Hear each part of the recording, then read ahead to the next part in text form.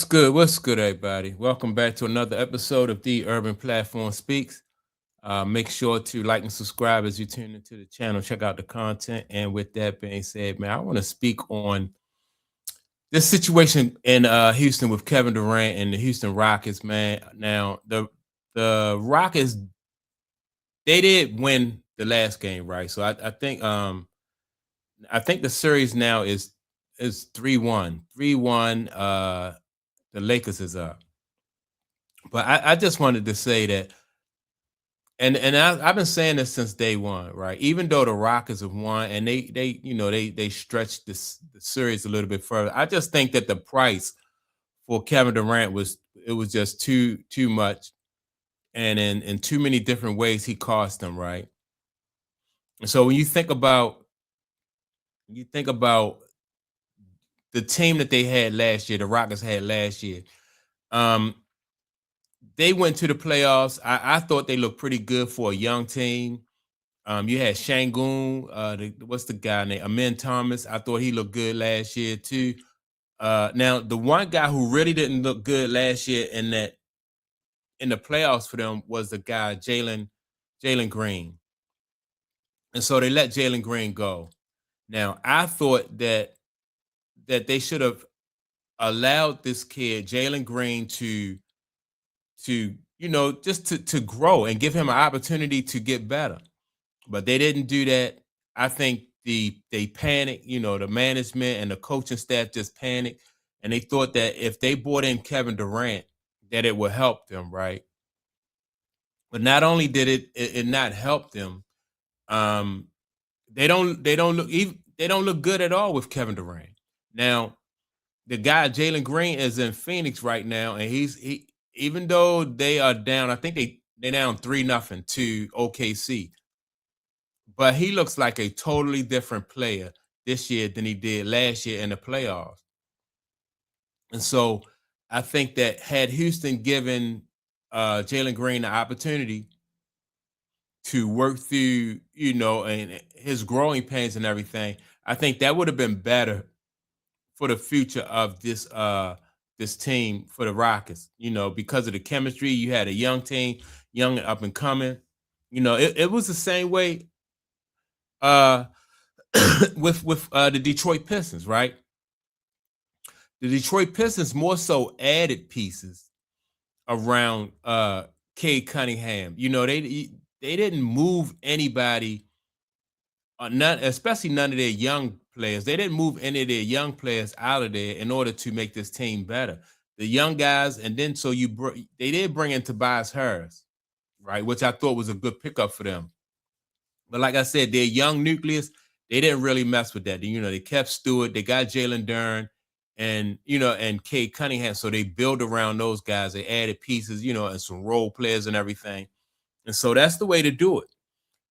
But when you bring in a guy like Kevin Durant, who, in my opinion, has, like, throughout his career, never been able to get a team over the top, and you bring him in with these young guys who are, they had good chemistry last year. They on the come up, and Kevin Durant just really disrupted that. He disrupted it for this season. Now you got, you basically when Kevin Durant is out of there, because I don't think Kevin Durant probably going to be there for very long, right? So when Kevin Durant is out of there, now you're back to they're going to wish that they had that kid Jalen Green, right? Because they're basically going to be looking for um another kid to blend in and meet the fit in with the chemistry that they have. Because if they go out and they get another veteran, which I don't see any other veterans being available that can come out and help them, but that would be just a temporary solution, just like Kevin Durant was a temporary solution. Now let's just say that if the Houston Rockets go down to the Lakers 4-1, and then OKC, what did it, and they sweep Phoenix, right? Then that means that they're only one game better than what they were last year. Like I said, all they had to do was just allow this kid Jalen Green to work through his issues. The Boston Celtics did the same thing, right? Jason Tatum, he didn't always perform well. Like at the beginning of his career, when they got to the playoffs, Jason Tatum did not perform well. It was always Jalen Green. I'm sorry, Jalen Brown, who was performing well for the Celtics. He was the one who was stepping up for the Celtics.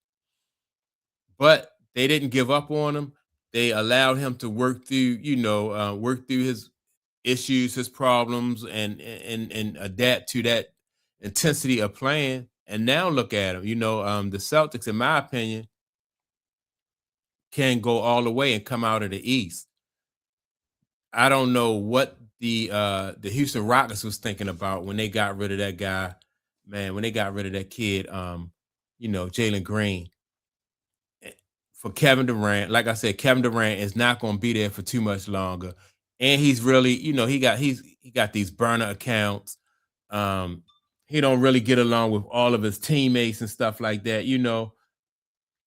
It's just a big mess. It's a big mess, and then on top of that, well, he only played one game. So he played one game. And the game that he did play, he didn't really look all that good, defensively or at the offensive end. He just really didn't look all that good. So I think like the price for Kevin Durant is just too high. And Kevin Durant is going to go down in like as one of the greatest basketball players. His stats look good and everything, but it's to me, it's about more than just stats. I mean, Kevin Durant is just not. I think on a really good team, Kevin Durant, he can't be your number one. And people might say, well, what about what he did in Golden State? Right. But in my opinion, I thought that I don't see Kevin Durant as being the number one. I thought Steph Curry was the number one. Clay Thompson, was number two. And Kevin Durant was an exceptional number three or number four, depending on if you want to put him ahead of Draymond Green. Right. And the reason why I would say that is because to put those guys ahead of him is because they won a championship before he got there.